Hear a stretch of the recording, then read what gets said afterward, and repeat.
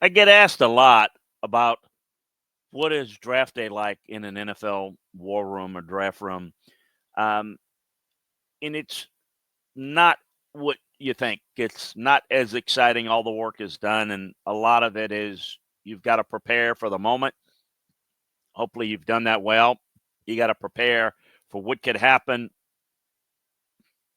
during draft day. But the reality is, most of the work is done. And it's a little bit anticlimactic, but there's some things as you get closer to your pick that gets the draft room really buzzing. I'm going to get into that, tell you all about that coming right up. But I want to remind you to like and follow us. If you like what we're doing here, talking about the draft, we talk about that all year long, but we talk about college football. We talk about the NFL. Using background as a coach and a scout on the college and NFL level, we take you inside the game in a unique way. So check us out, like and follow us right here where you're catching us. So draft day, exciting, right? Well, maybe not so much. Typically, as popular as it's become, it is certainly changed over the years. I started when the draft was 12 rounds and it was on a Tuesday. You'd start at like, you know, 7 in the morning Central Time. And it would go all the way to like 1 or 2 in the morning the next month. It was almost like a 24-hour draft. Obviously, due to television, the popularity of the sport, the advent of having networks like the NFL Network, ESPN, has created a television event. So it is definitely made for TV. First two, first day, the second day are in prime time, and Saturday still draws really, good interest. But, I was also in it when the draft was then moved to Saturday and Sunday, and it was a weekend event. People were home, they could watch it. Well, now again, it's gone even more and more popular. So it has created um, a little bit of a television flair to it. It is, though, fundamentally the most important thing that you can do as an NFL organization to get your team better. So, what is it like in a draft room? Well, first of all, everything's kind of catered. You've got everything to eat, and you don't have to leave. Once you get there, you're locked in until not just the end of the day, but through the end of the draft. If you go home at night, obviously, we'll get into what happens in the strategy changes that have taken place since the draft has been adjusted and modified. So, first of all, let's talk about what has taken place to this point. Each team has a vertical board, which is a position board. Best quarterbacks, best running backs, best receivers, best tackles, defensive ends, top to bottom, how you've got them ranked, but most importantly, graded. So where is their separation? You got three guys with a 7.0 grade. Then you've got maybe a couple of guys with 6.9, maybe 5 or 6 guys at 6.5. There's separations there. 6.9 to 6.5 is in the same grade tier. 7.4 to 7.0 is the same grade tier. But you've got guys that are at the top of the grade tier or the bottom of the grade tier. It's a way to separate and differentiate between players, even though they're within grade tiers. It's important that you have them aligned in position of value. But after you've done that, you have to make sure your horizontal board is how you see them across the board. That's basically your top 150, which could be not a 150. It's based usually upon grades, in my mind, that are 5.5 or better, that are chance to make or better. And you stack those guys in order. Well, listen, you've got 5 guys with 7.0 grades across different positions. Stack them. How would you rank the 5 regardless of position? Stack them in the order. That's your 150 board. So, best overall players, best players by position, it's what you have. On another wall is basically a depth chart. So, you've got a wall of 150, a wall of best players by position. You also have um, what we call a free agent board, which is the guys that are not draftable, but you would sign as a free agent. And I think that you have another. It's right good to have another board with that information on it. Then, of course, you have a board that has every team's depth chart in the NFL. So you know who's there. It's a reminder. You can add guys, subtract guys as things take place. You have all of that there. That's what you're working with. You certainly now in the modern age has computers and everything. Everybody has printed hard copies of everything, just if there's any complete computer glitches. They've got backups to the backups. So you go into draft day with everything done, all the medical evaluations and grades, all the character grades, all the football grades. If you're sitting there looking at film, trying to argue about this guy or that guy, you haven't done your job the past several weeks, past several months, past year. So you should not have to do that. Be wary of that because that means you're trying to circumvent all the things you've done all year long and to try to make a snap judgment. You hear about impulse buys. You don't want to have impulse buys on draft day. You want to have prudent decisions that have been thought out. So you go in with that idea. It's important that on draft day you go in, your trade chart is all set out and laid out what you would do in every situation.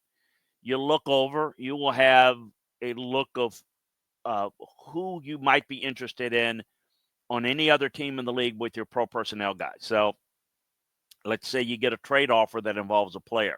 You want to make sure that you know their salary cap situation, their medical situation, and certainly how you've got him graded in terms of how he fits for your team. You make sure all of that's there. With that information you're armed with, you have made phone calls to get an idea who might be interested. You can't really do a whole lot before the draft starts because you're reacting to what happens in front of you. Obviously, if you're picking first, you know what you're going to do, unless somebody blows you away with a last-minute offer. If you were in that situation, what would make you get off that number one pick and take something else? Well, if this team offered this and that, I would do that. If this team up, you go through every situation. The reality is, you know what you're going to do if you're picking one. The further down you are, the less control you have of who's going to be there. So, okay, we've looked at it. We've studied it. What is it going to take to move up to this spot? You don't start making trade offers until the player you want to move up for, you know, is still on the board. So if you're picking at 20 and there's somebody there at 12 that might be there that you'd be willing to move up for, you might think, you know what are the chances of he might be there? He might be there. I might check in with people picking 10, 11, 12, 13, 14, just to see, take their temperature. Hey, if you guys are not there, if your guys are not there, we might be interested, but yeah, we might, because their board looks a little different. They might be willing to move. You don't say who you're moving up for or who would consider moving up for, but you try to get a gauge. But you can't make a deal. You can't move up from 20 to 12 before the draft unless you know who's going to be there. Now, the one caveat, and we've seen this happen before, is if you're going to move up to 3 because you've got 3 guys that you would love in the draft where you're guaranteed to get 1. So you make that trade, but you can't do that necessarily. If you can, you probably would have done that sooner. But there's a possibility that there are 12 guys on your board that you love, that you might want to move from 20 to 12. But would the guy at 12 be willing to move? Well, before the draft, he might not. But on the clock, he might. You know why? His guy or 2 or 3 that he has pegged is gone. He might be willing to move out. So you check in before, during, and sometimes even after things take place. So as the picks start to come in, it's a little slow. Takes a little time. The draft room setup, I always like to focus in my area because I handled our draft trades and draft calls. So I needed to make sure that I had some peace and quiet. we had our scouts in the room, but they'd be chattering and they're not making the decisions. They would have an area in the other part of the room where we were out of, if we needed them, we could holler at them. If not, wouldn't have to hear the chatter and I could focus and concentrate. I would have phone calls. The head coach would have a phone call, and then obviously we would look. It gets hectic. I can remember having times where I've had one phone in one ear with one team, another one in another ear, and the third one on my lap because we're trying to sort through different things. And look, well, this is what we got here. If you guys will do that, give us a call back. Boom. Well, this is what we got, and you just kind of sort through it. And I always tried to make sure I had everything there, what I could see it visually, but also had it written down. So I always reviewed the draft chart. I always tried to make sure that everything was getting done. Things are very slow as the picks start to come in. As picks start to come in, that's when you start to get a good feel for it. You kind of know, all right, look, we're looking really good. Not only is the guy that we were hoping was going to be there, there's 3 of them. So we're in really good shape. Now you're 3 picks away. Look, how bad do we want A, B, or C? Do we want A, B, and C are in a cluster with the same grade? Do we want to move up for that guy because he's going to have a greater impact? Because they're graded equally, but it's a greater impact of need, would be willing to do it? Well, I'd do it for a 4, but I'm not going to give up a 3rd or higher. I'd maybe make that phone call, sort it out. They wanted a 2nd. Yeah, no, we're good. I'll just stay there and take one of the 3 because my board has set up correctly. Folks, I can't stress this enough. You spend all year long evaluating players.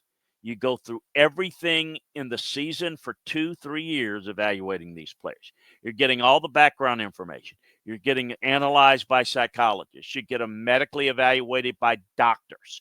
You're getting character grades done by security people.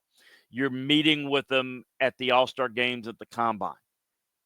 Set your draft board with all that information in play. Then let your board talk to you.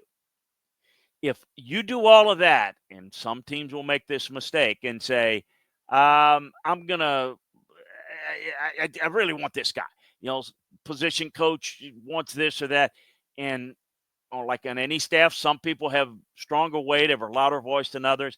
They can manipulate and cause you to make a last-minute mistake. Don't allow that. I think that's really important to stick to your board because you've said it correctly. Let your board dictate whether you'd want to move up or move back or stay pat. But it is a lot of hurry up and wait on draft day. But it is, I think, the most nervous time because you're waiting for other people to do something that's going to affect what you do.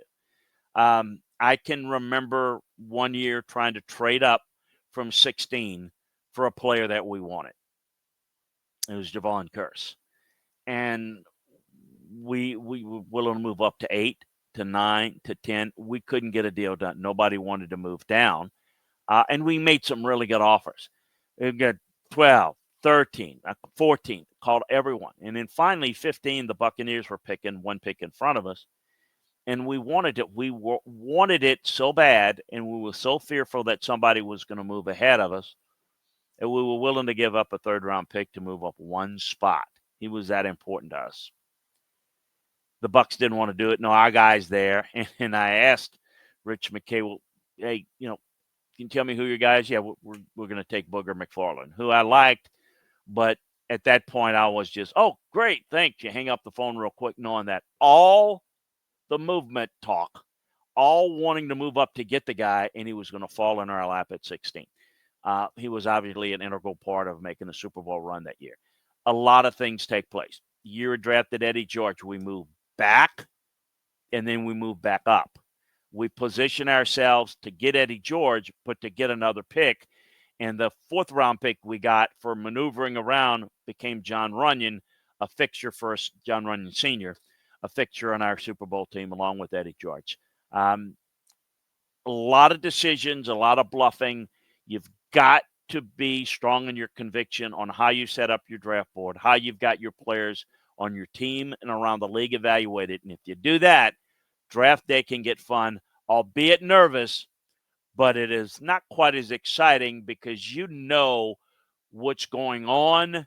Others on the outside, it's more exciting because they don't know what's going to happen. You know what's going to happen based upon certain scenarios. You know what you're going to do in scenario 1, 2, 3, 4, 5, 6, so on and so forth. But it becomes nervous because you don't want to get to scenario 2 or 3. You want to get to scenario 1, and that's what you're fighting for. So a little bit of an insight at what goes on in draft day. A lot of food, a lot of eating, a lot of nerves. Everybody does it a little bit differently in terms of how they deal with the stress. But it is certainly the key factor into building your team and this going forward. Enjoy draft day, but now you know truly what draft day is all about. Remember to like and follow us so you can get more of this type of information. Appreciate you joining us. Have a great one.